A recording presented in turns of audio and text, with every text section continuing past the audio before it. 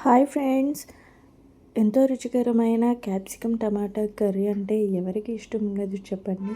అలాగే దీన్ని ఎలా ప్రిపేర్ చేసుకోవాలి అనేది మనం ఈ వీడియోలో చూద్దాం. ముందుగా క్యాప్సికమ్, అలాగే టమాటాలు, 4 పచ్చిమిర్చి అండ్ ఒక ఆనియన్ పేస్ట్ తీసుకున్నాను.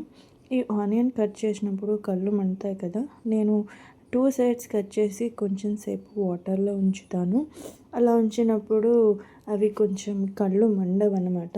ఫస్ట్ వెజిటేబుల్స్ అన్నీ కట్ చేసుకున్న తర్వాత మనం నెక్స్ట్ ప్రాసెస్లోకి వెళ్దాం. ఫస్ట్ అయితే నేను పచ్చిమిర్చి, క్యాప్సికమ్ అన్నీ కట్ చేసిన తర్వాత ఆనియన్ కట్ చేస్తాను. తర్వాత ఇవన్నీ కట్ చేసిన తర్వాత నెక్స్ట్ ప్రాసెస్ చూద్దాం. ఫస్ట్ స్టవ్ ఆన్ చేసుకుందాం. గిన్నె పెట్టేసుకున్నాను, దాంట్లో కొంచెం ఆయిల్ వేసాను. తర్వాత పోపు దినుసులు ఎక్కువ వేయలేదండి, కొంచెం వేసాను ఆవాలు. అలాగే కొంచెం హీట్ అయిన తర్వాత ఆనియన్ వేసాను. ఆనియన్ వేసిన తర్వాత ఇందాక కట్ చేసి పెట్టుకున్నాను కదా పచ్చిమిర్చి ఎక్కువ వేసుకున్నాను. కొంచెం మనకి ఎండుమిరపకాయల కారం కొంచెం తక్కువే పడుతుందండి, ఎందుకంటే నేను పచ్చిమిర్చిని ఎక్కువగా యూజ్ చేసుకున్నాను కదా, ఎందుకంటే ఇవి కొంచెం కారంగానే ఉన్నాయి పచ్చిమిర్చి. ఇవి కొంచెం మగ్గాలి. కొంచెం మగ్గిన తర్వాత ఇందులోకి నేను కట్ చేసి పెట్టుకున్న క్యాప్సికమ్ ముక్కలను అయితే వేసుకున్నాను. ఇవి వేసుకున్న తర్వాత ఇవి ఒక్కసారి కలిపిన తర్వాత మూత పెట్టేసుకొని కొంచెం మగ్గాలి, చాలా వరకు మగ్గాలండి. ఇవి మగ్గిన తర్వాత మనం ఒకసారి మూత పెట్టేసుకుందాం.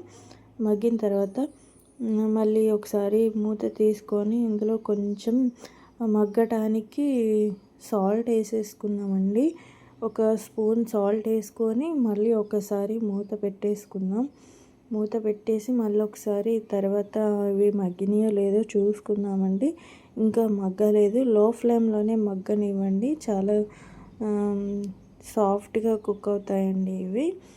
ఇలా కుక్ అయిన తర్వాత ఒక్కసారి కలుపుకోవాలి. కలుపుకున్న తర్వాత ఇవి కొంచెం ఇంకా మగ్గాలి అనిపించింది నాకు, అందుకోసమని కొంచెం పసుపు వేసుకున్న తర్వాత మళ్ళీ ఒక్కసారి కలిపేసుకొని మూత పెట్టేసుకుందాం. నేను 1 స్పూన్ వేసుకున్నాను పసుపు వేసుకున్న తర్వాత ఒక్కసారిగా కొంచెం అలా కలబెట్టుకొని మూత పెట్టేసుకుంటే ఇవి ఇంకా మగ్గుతాయండి. సాఫ్ట్గా మగ్గేంత వరకు ఉండాలి.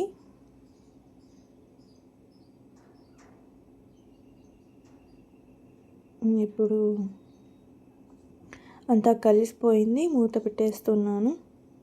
ఒక 2 మినిట్స్ తర్వాత మూత తీసానండి, చాలా బాగా మగ్గిపోయాయి. ఇప్పుడు మనం కట్ చేసి పెట్టుకున్నాం కదండి ఇందాక, టమాటాస్ వేసుకుందాం. అలాగే ఇవి మగ్గాయా లేదా అని స్పూన్తో కొంచెం ఇలా చేసి చూశాను, మగ్గాయి. అందుకోసం ఇలా టమాటోస్ వేసుకోవడానికి ఇలా చేశాను. మధ్యలో టమాటాలు వేసుకుంటే ఈ క్యాప్సికమ్ టమాటోస్ పైన అనుకుంటే టమాటాస్ చాలా తొందరగా మగ్గిపోతాయి. అలాగే మనకి ఈ క్యాప్సికమ్ కూడా ఏమైనా కుక్ అవ్వకుండా ఉంటే కుక్ అవుతుందండి. మళ్ళీ ఒకసారి మూత పెట్టేసుకుందాం.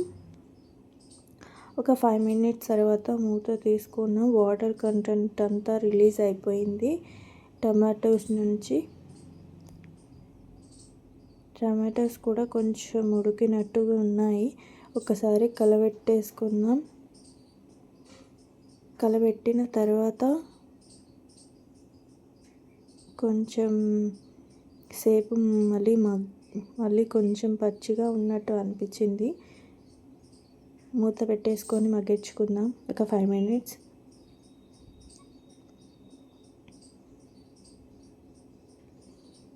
చాలా వరకు మగ్గిపోయిందండి. ఒకసారి కలబెట్టుకుందాం.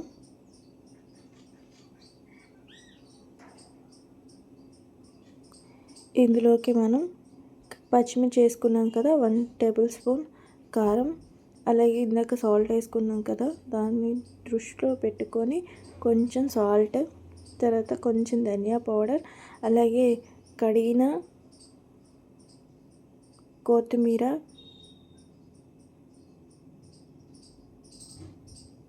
అన్నీ వేసుకొని ఒకసారి కలియబెట్టుకోవాలి. అన్నీ కలబెట్టిన తర్వాత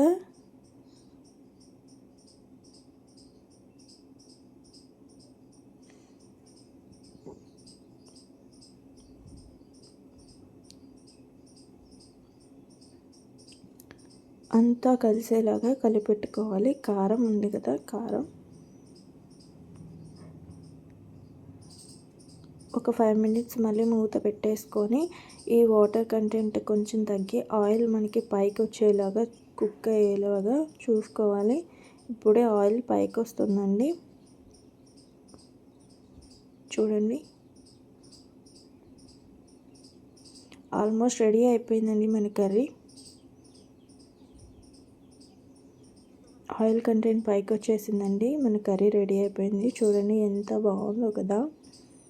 టేస్ట్ కూడా అంతే బాగుంటుందండి. మనం ఎక్కువ ఘాటే వేయలేదు ఇందులో, ఎక్కువగా ఘాటు కూడా యూజ్ చేయకూడదు మన డైలీ లైఫ్లో.